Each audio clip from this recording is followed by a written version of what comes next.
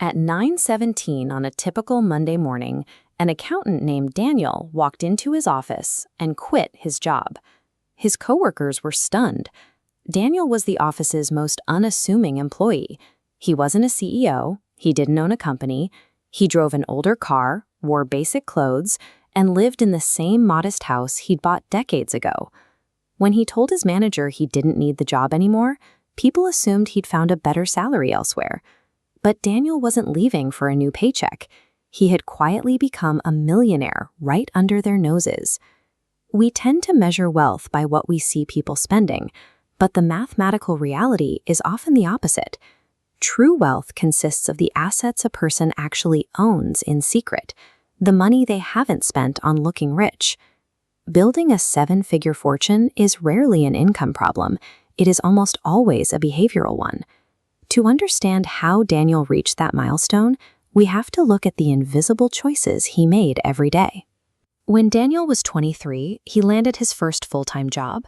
The salary was modest, but for the first time in his life, he felt a sense of sudden financial power. The money was entirely his. His peers reacted with the immediate urge to upgrade.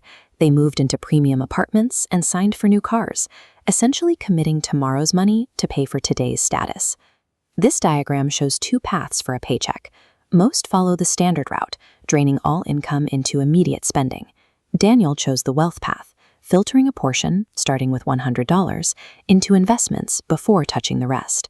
By setting aside that money before he had the chance to miss it, Daniel prioritized his future self over his current cravings. This habit of paying yourself first is what breaks the human instinct for instant gratification. A few years later, the stock market crashed. This is the moment most investors fail. In a matter of days, Daniel watched a significant portion of his accumulated savings disappear from his screen.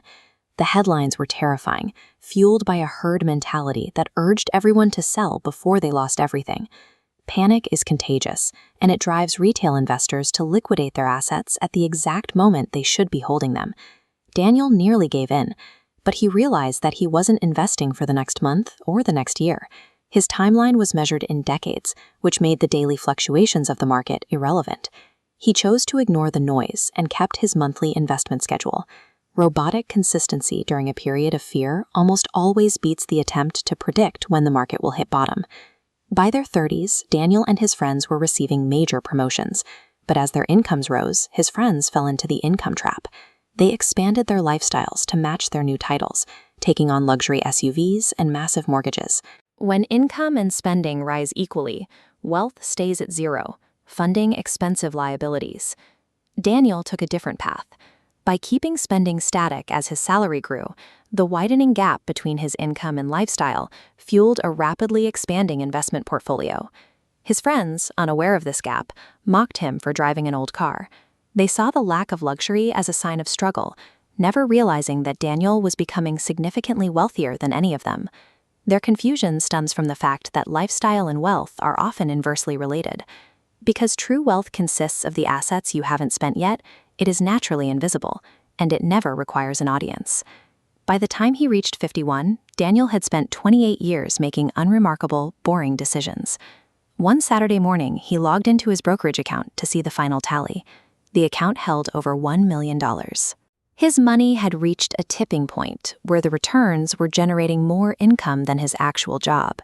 He no longer had to trade his time for a paycheck. That evening, Daniel met his high-earning, stressed-out friends for dinner. He stunned the table by announcing that he was permanently retiring, effectively walking away from the corporate world while they were still trapped in it. Daniel's success came from a single source. He refused to destroy his future to pay for his present desires. He wasn't a financial genius or a lucky stock picker. He was simply patient enough to let the math work. This is the result of giving compounding interest the time it requires. Reaching $1 million is rarely an explosion of luck. It is the inevitable outcome of patience overriding the ego. Daniel's discipline wasn't motivated by a desire for expensive goods. He endured decades of quiet saving to acquire the only luxury that truly matters: the freedom to choose how to spend his time. He has the power to leave a job he dislikes, while his friends are forced to keep working to service their debts. Their high salaries have become their cages, while Daniel's modest life has become his key to the world. This highlights the importance of defining wealth on your own terms. If the primary objective is time sovereignty rather than material objects, the path to financial freedom becomes much clearer. You can start this process regardless of your current salary. Focus on what you can control, the habits of saving, investing, and avoiding high-interest debt that most people ignore.